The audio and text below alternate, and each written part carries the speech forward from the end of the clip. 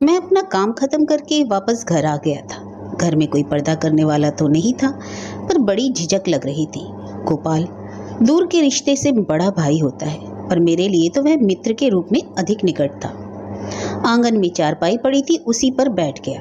भाभी खामोश सी चौके में बैठी थी। चूल्हे की आग मंझा गई थी। एक हाथ सुलगते कोयले पर घी की कटोरी गर्म होने के लिए रखी थी।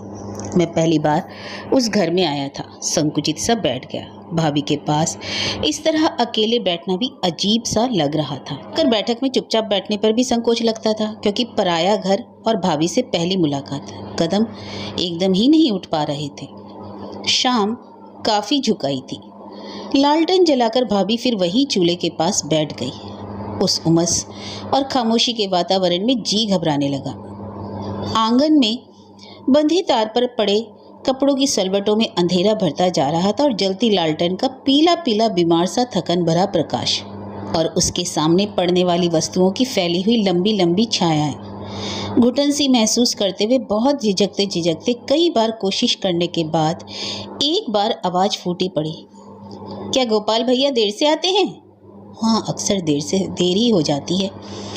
वैसे ही बैठी भाभी ने निर्लिप्त भाव से कह दिया। मैं खामोश हो गया। अब और कोई प्रश्न भी नहीं था। निदान चौके की तरफ ताकता रहा। चौके की छत को टिकाए रखने वाले दोनों खंभों की चौड़ी काली काली छायाएं फर्श पर पड़कर फिर भीतर दीवार की कालीक में गुम हो गई थी, और उनके बीच में दबी सकुची सी भाभी बैठी थी। बड़ी थाली में आटे और पानी का घोल तैर रहा था। उसी में चकला उल्टा रखा था। उसी तरफ एक लुढ़का हुआ बेलन और वह चम्मच भी, जो छौंक लगाने के लिए तपाया गया था। चूल्हे पर उफान की लंबी सी लकीर और फैन सा चारों तरफ। उड़े परथन का मोटा मोटा बूरा। काला तवा एक और टिका था, जिस पर बिंदी सी आखिरी चंदियां चिपकी थी। भाभी के पैर के पास ही आम के छल्लेदार छिलके और पुदीने के डंठल पड़े थे। कोने में काले मुंह की ठिंगरी जली हुई पड़ी थी। वह अभी भी सुन सुन करती धीरे धीरे भापदार धुआं छोड़ रही थी। मैं ताकर उठना ही चाहता था कि भाभी बोली, आप खा लीजिए, भूख लग रही होगी। नहीं नहीं, ऐसी तो कोई बात नहीं, अब शायद आते ही होंगे। हमसे कहा था 6 बजे तक जरूर आ जाएंगे।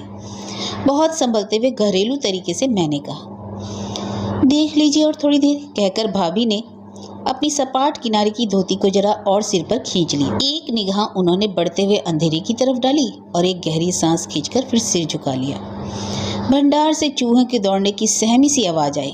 खुर्र खुर्र करके उसने शायद कुछ टटोला और खो गया। चौके का धुआं अब तक साफ हो चुका था, पर घर के और हिस्सों से अधिक कालिक उसमें फैल चुकी थी।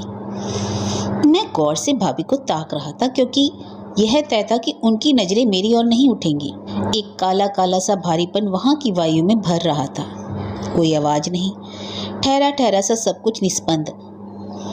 अंधेरा हम लोगों के बोले हुए शब्दों की गूंज भी तेजी से पी जाता था। कुछ बेबसी, अलस, उदासी सी थी।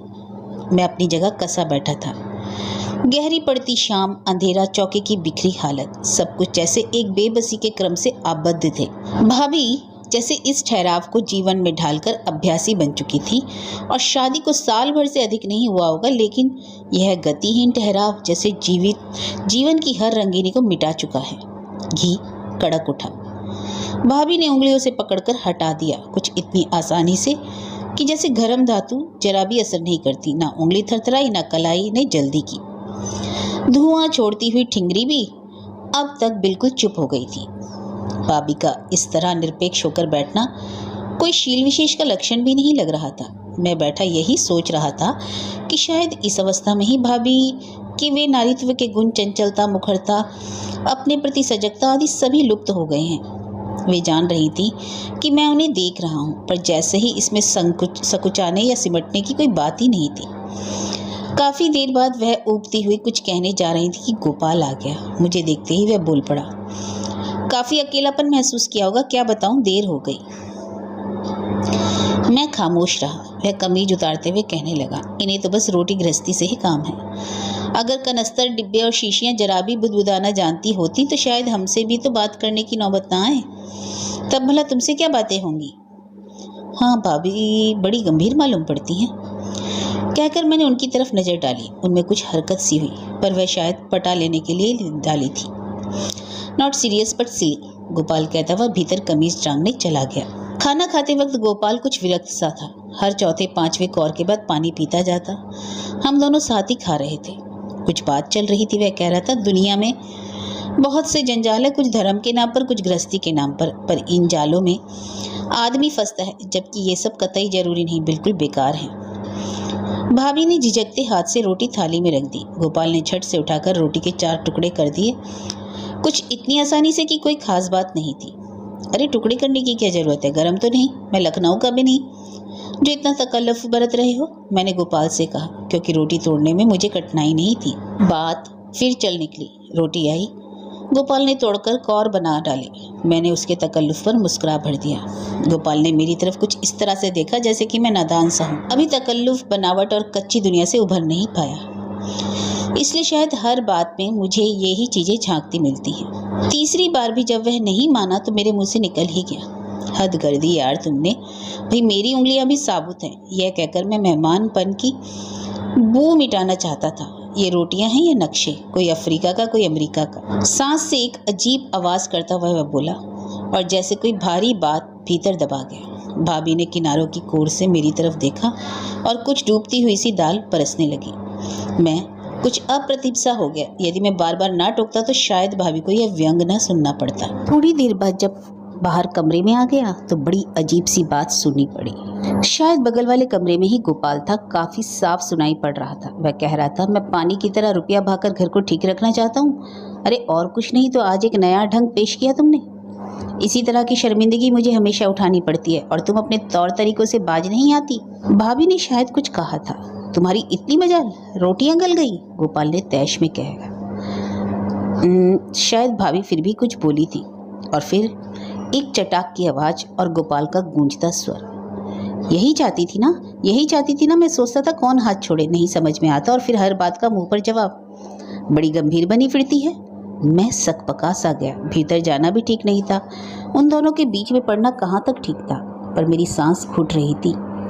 आत्मग्लानि से मेरा शरीर जल रहा था। यह सब मेरी वजह से हुआ। उफ, उस रोटी के लिए 3 बार टोक देना सारे फसाद की जड़ बन गया। मैंने सोचा कि गोपाल को आवाज़ ही दे दूं, पर यह तो भाभी की इज्जत के लिए और भी बुरा होगा, और कुछ बोल नहीं पाया। खामोशी से उतरकर बाहर चला गया। दूसरे दिन जब विदा होने लगा तो जी में आया कि गोपाल से उसके वहशीपन के बारे में कुछ कह दूं, पर हिम्मत नहीं हुई। बाहर निकलने लगा तो दूर से ही मैंने कहा, भाभी जी नमस्ते। भाभी की 2 करुणाद्र आंखें उठी मेरी और नज़र भर ताका, जैसे कुछ याद हो आया, और पलकें झुक गई, मानो सब व्यर्थ है। नीची नज़र किए ही उन्होंने नमस्ते की। मैं सकुचा गया, गाड़ी में बैठ गया। वे ही बातें मन को भारी किए हुई थी। टेढ़ी रोटी वाली बात, उस पर इतना तुमार, गोपाल का मारना, भाभी की पनीली आंखें, नज़र का मिलना, उमड़ता हुआ सैलाब, पलकों का झुकना, बेबस से उठे हुए हाथ, सब कुछ ठहरा ठहरा सा। भाभी का बैठना, उनका खामोश रहना, कोई गति नहीं, जीवन की थिरकन नहीं, उल्लास, खींच, विद्रोह, घृणा, प्यार, कुछ भी नहीं। आखिर कैसे जीती हैं वे। घर आते आते उदासी दूर होती गई। कमरे का ताला खोला, पहली नजर आए हुए पत्रों पर पड़ी, जिन्हें डाकिया दरवाजे की दराज से डाल जाता है। एक लिफाफे पर नजर उलझ कर रह गई। यह पत्र अवश्य ही विनती का था, ऐसा मुझे विश्वास हो गया। विनती, आखिर आज मैं तुम्हें याद आ ही गया। 2 साल बाद कुछ दर्द सा उठा। पत्र खोलकर पढ़ने लगा। लिखा था, प्रिय राजू, आज अचानक बहुत दिनों बाद तुम्हें यह पत्र लिखने बैठी हूँ। हृदय में 1000 शंकाएं उठती हैं कि क्या इस हालत में होते हुए भी मुझे ऐसा करना चाहिए, पर इसमें कोई अजीब बात नहीं। हर जगह जंजीरें भी हैं और सतीत्व की आडंबरपूर्ण दीवारें भी, पर जंजीर की हर कड़ी में जोड़ की दरार है और हर दीवार में संधि भी। यदि मैं इतना साहस कर रही हूँ तो कोई बड़ी बात भी नहीं। इस घर में इतनी आज़ादी तो है ही। आज सहसा तुम याद आए। वास्तव में शादी के बाद लड़की के जीवन में महान परिवर्तन होता है। विवाह के बाद पुरुष को रहन सहन का कुछ ढंग बदलना ही पड़ता है, पर लड़कियों की तो पूरी आत्मा बदल जाती है। यह मेरा स्वयं का अनुभव है। मैंने अपनी आत्मा को बदलने की चेष्टा की है। एक कीमती आत्मा की हत्या भी इसलिए की कि वह तुमसे प्यार करती थी। जब मैंने इस नए घर में कदम रखा था तो यही सोचकर कि मेरी आत्मा सदैव के लिए तुम्हारे पास है। शरीर इस नए घर का है, लेकिन बहुत ईमानदारी से कहूँ, बुरा मत मानना, कुछ दिनों बाद मेरी पसलियों की काया में कुछ नरम स्पर्श सा महसूस होने लगा। आत्मा का स्पंदन होने लगा और तभी से इस घर के सुख दुख मुझे सताने लगे। मुझे तुम्हारी उदारता पर विश्वास है, इसलिए लिख रही हूँ। मेरी कही हुई बात की ईमानदारी को यदि तुमने ना समझा तो मेरे साथ अन्याय करोगे। सच यह है कि मैं तुम्हें भूलने लगी थी और अब भी बहुत याद नहीं करती। अब मुझे लगता है कि मेरी आत्मा पूर्णतः मेरे अधिकार में है, यह तुम्हारे पास नहीं। इसका एक बहुत बड़ा कारण है, मैं यहाँ बहुत सुखी हूँ। सारे आराम हैं यहाँ पर। मेरी माँ और पापा का अरमान कि उनकी इकलौती लड़की का रिश्ता किसी ऊंचे घर में हो, पूरा हो ही गया। इससे भी मुझे बहुत संतोष मिलता है। शादी होने से पहले मुझे तुम्हारा मोह था, तुम्हारी जिंदगी के रूप के प्रति लगाव था। तुमसे दूर होने की सोचकर मैं घबरा जाती थी। तब तुम मेरे लिए सब कुछ थे। तुम मेरे चारों ओर थे, हर तरफ थे, हर सांस में थे। पर अब यह सब एक मुलम्मे की तरह उतर चुका है। यहाँ इज्जत भी है, शान भी, आराम भी और पैसा भी। पैसा काफ़ी बड़ी शक्ति है जिसके प्रति तुमने सदा उदासीनता ही दिखाई है। खैर, मैं जब यहाँ आई थी तो तुम्हारी बातें, तुम्हारे साथ बिताए क्षण, उन स्थानों की स्मृतियाँ जहाँ हम साथ साथ घूमते थे, सभी मेरे साथ थे। पर ये जिन्हें तुम अपना खुशनसीब जालिम मित्र कहते हो, बहुत कुछ तुम्हारी तरह ही हैं। तुम्हारी तरह हंसते हैं, वैसे ही बात करते हैं, उसी तरह चलते फिरते हैं, सब अंदाज वे ही हैं। हाँ, तुम्हारी आंखें जरा अधिक गहरी हैं, जिनकी बरबस आज मुझे याद आ गई। बाकी सब हाव भाव, चाल ढाल, तौर तरीके जैसे तुम्हारे थे वैसे ही इनके हैं। तुम जरा संकोची हो, ये बहुत खुले हुए हैं, इसलिए मैं तुम्हें भूल गई और तुम्हें भूलना जाना अच्छा भी हुआ। आज खाना पकाने वाली महाराजिन नहीं आई, घर की बहू हूँ मैं। खाना पकाने के लिए रसोई घर में गई, शायद पहली बार। जब वहाँ घुसी तो बरबस यह भाव जाग उठा कि तुम्हारे साथ यदि जीवन बीतता तो मुझे रोज ही ऐसे खाना पकाना पड़ता। तुम्हारे साथ जीवन की तमाम कल्पनाएं मेरे दिमाग में आकर समाती जा रही थी। मुझे इस तरह रहना पड़ता, मैं यह करती, वह करती और शाम को तुम्हारे आने की राह देखती। बीच बीच में आकर छेड़ते, कभी दाल में पानी ज़्यादा बताते, कभी रसोई घर में गर्मी से परेशान देखकर मुझे बाहर ले जाते। मेरी हालत अजीब सी हो रही थी। तुम्हारी हर बात याद आने लगी। अकेले ही रोटी बनाने बैठी, लगा कि जैसे तुम अभी छेड़ने आ रहे हो। तुम मेरी आंखों के सामने पूरी तरह से उभरे हुए थे। मेरी हर सांस में तुम बस गए थे, मेरे चारों ओर तुम थे। तुम्हारे पैरों की आहट हर तरफ से आ रही थी और मेरी हर रोटी टेढ़ी हो जाती थी। सच कहती हूँ, हर गोल बनती रोटी अपने आप टेढ़ी होकर बदशक्ल हो जाती। यह सब मुझे अपना सा लग रहा था, जैसे पुरानी आत्मा अपने पुराने रूप में मुझे वापस मिल गई हो। खाते वक्त उन्होंने हंसते हुए कहा, वह यह किसी खास जगह की रोटियों का नमूना है शायद। माता जी बोली, अरे सीख जाएगी, इसमें हंसने की क्या बात है, अभी आदत नहीं है। पर राजू, मेरी आत्मा तुम्हारी हर्ट सुन रही थी। मैंने अपने आंसुओं को दोनों की नज़र चुराकर सुखा लिया। शायद किसी ने नहीं देखा, अगर देखा भी होगा तो समझ में नहीं पाया होगा।